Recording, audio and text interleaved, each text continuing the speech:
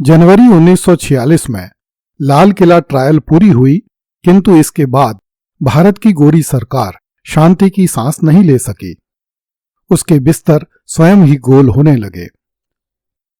लाल किला अब किसी भी गतिविधि का केंद्र नहीं था, किंतु वह रह रहकर भारत के लोगों के दिलों में धड़कता था।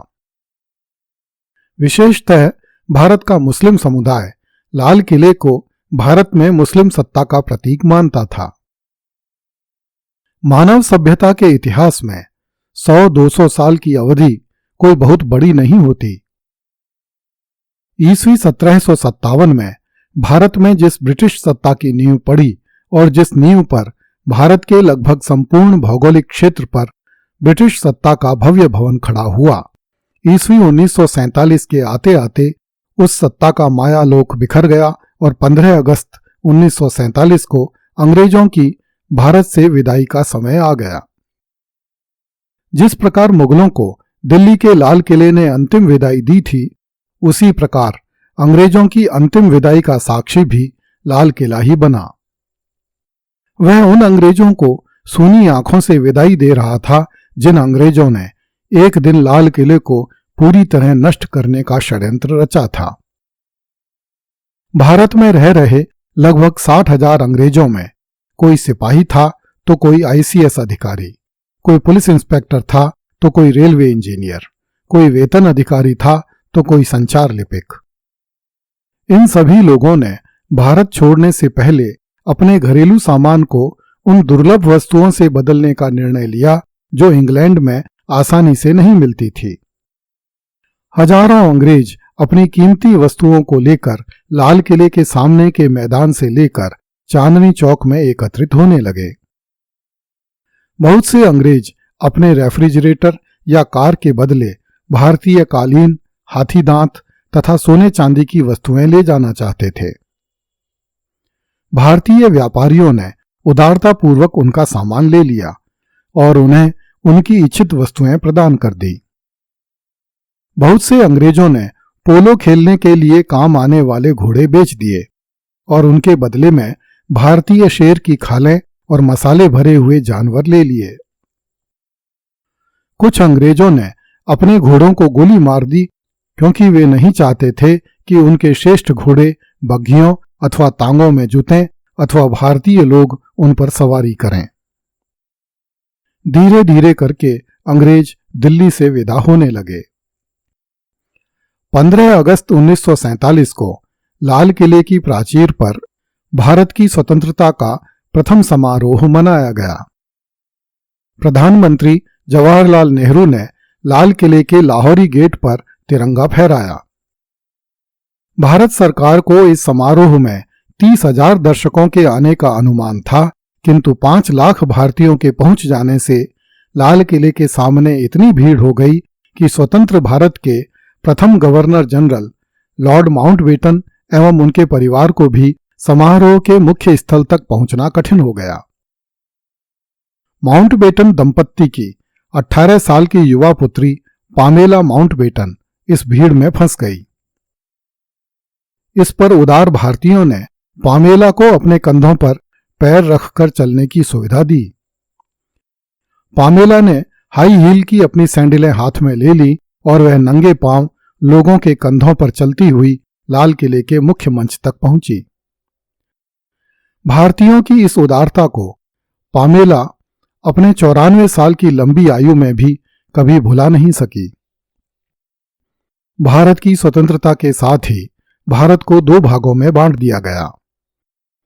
ब्रिटिश भारत के हिंदू बहुल जनसंख्या वाले 7 प्रांतों तथा उनसे संलग्न 565 देशी रियासतों को भारत में तथा मुस्लिम बहुल जनसंख्या वाले 2 ब्रिटिश प्रांतों एवं उनसे संलग्न 12 देशी रियासतों को पाकिस्तान में रखा गया। भारत में आने वाले 7 ब्रिटिश प्रांतों से संलग्न समस्त देशी रियासतों को भारत में ही रहना था, किंतु भोपाल, जूनागढ़ तथा हैदराबाद के मुस्लिम शासकों ने भारत की बजाय पाकिस्तान में मिलने की घोषणा की। भारत सरकार ने इन मुस्लिम शासकों की रियासतों को पाकिस्तान में मिलने की अनुमति नहीं दी। इस पर जूनागढ़ का मुस्लिम शासक पाकिस्तान भाग गया। भोपाल के नवाब को उसकी बेटी आबिदा ने पाकिस्तान जाने से रोक लिया, जबकि हैदराबाद रियासत के मुस्लिम रजाकारों के नेता कासिम रिजवी ने भारत सरकार को धमकी दी कि वे संपूर्ण भारत को जीतकर दिल्ली के लाल किले पर निजाम का असफजाई झंडा फहराएंगे। इस पर सरदार पटेल ने सशस्त्र पुलिस कार्रवाई करके हैदराबाद के रजाकार विद्रोहियों एवं हैदराबाद की सेना को मार गिराया तथा हैदराबाद को भारत में सम्मिलित कर लिया। इस प्रकार हैदराबाद के रजाकारों का लाल किले पर झंडा फहराने का सपना अधूरा ही रह गया। देश के विभाजन के साथ ही सेना का भी विभाजन किया गया। 6 अगस्त 1947 को लाल किले में भावी भारतीय सेना के अधिकारियों ने पाकिस्तान जाने वाले सैनिक अधिकारियों को विदाई पार्टी दी। इस अवसर पर भारतीय सेना की ओर से जनरल करियप्पा ने तथा पाकिस्तानी फौज की ओर से ब्रिगेडियर रजा ने विदाई भाषण दिए। इस अवसर पर भारत की अंतरिम सरकार के प्रधानमंत्री पंडित जवाहरलाल नेहरू तथा रक्षा मंत्री सरदार बलदेव सिंह भी उपस्थित थे। इस प्रकार लाल किला भारतीय सेना के विभाजन का भी साक्षी बना। यह एक आश्चर्य की ही बात थी कि ईस्वी 1947 में पाकिस्तान जाने वाले मुसलमानों ने यह आवाज उठाई कि ताजमहल हमारी धरोहर है, इसलिए उसे उखाड़कर पाकिस्तान ले जाना चाहिए। किंतु पाकिस्तान जाने वाले किसी भी व्यक्ति ने लाल किले के लिए ऐसी मांग नहीं की। हालांकि दिल्ली का लाल किला पाकिस्तानियों के दिमाग से कभी उतर नहीं सका। ईस्वी 1965 के भारत पाक युद्ध में पाकिस्तान के सैनिक तानाशाह अयूब खान ने अपनी सेना को आदेश दिया कि वे भारत पर हमला बोलें, हम सुबह का नाश्ता कराची में और दोपहर का लंच लाल किले में करेंगे। किंतु मोहम्मद अयूब का यह सपना कभी पूरा नहीं हो सका। 22 दिसंबर 2000 को पाकिस्तान के आतंकी समूह लश्कर तैयबा ने लाल किले में बड़ा आतंकी हमला किया। भारतीय सेना की सजगता से लाल किला बच गया। इस हमले में 2 भारतीय सैनिक एवं 1 नागरिक की मृत्यु हुई। हमले के 17 साल बाद गुजरात एटीएस एवं दिल्ली पुलिस ने इस हमले के मास्टरमाइंड बिलाल अहमद कावा को दिल्ली एयरपोर्ट से पकड़ा। कई बार तोपों की भीषण बमबारी झेल चुका और जीवन के 400 बसंत और 400 पतझड़ देख चुका दिल्ली का लाल किला आज भी बड़ी शान से दिल्ली में खड़ा है, जहां भारत के प्रधानमंत्री प्रत्येक 15 अगस्त को तिरंगा झंडा फहराते हैं तथा भारत की स्वतंत्रता का सबसे बड़ा समारोह आयोजित किया जाता है। तिरंगे की गौरवमय उपस्थिति के कारण आज भी लाल किला भारत की आन, बान और शान का प्रतीक है। इस 228वीं कड़ी के साथ ही लाल किले की दर्द भरी दास्तान नामक यह धारावाहिक पूर्ण होता है।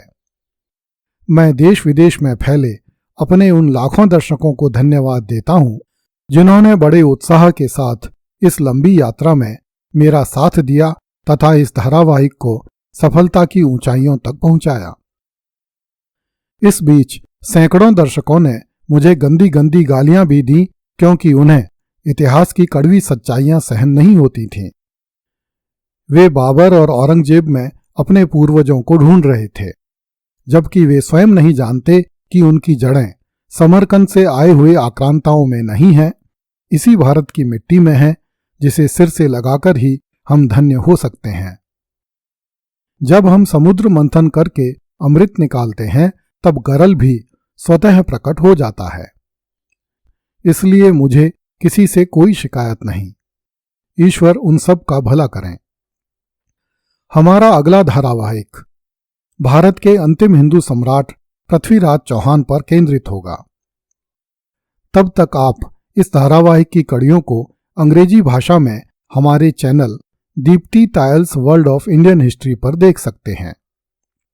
जो दर्शक भारत के पौराणिक इतिहास में रुचि रखते हैं, हमारे चैनल हिंदू धर्म की कथाएं पर उपलब्ध कड़ियों का आनंद ले सकते हैं। हमने इन तीनों चैनलों की स्क्रिप्ट्स को लिखित में उपलब्ध करवाने के लिए bharatkaitihas.com के नाम से एक नई वेबसाइट बनाई है। इच्छुक दर्शक इन कड़ियों की स्क्रिप्ट्स को इस वेबसाइट पर पढ़ सकते हैं। हम शीघ्र ही पुनः मिलेंगे। जय हिंद।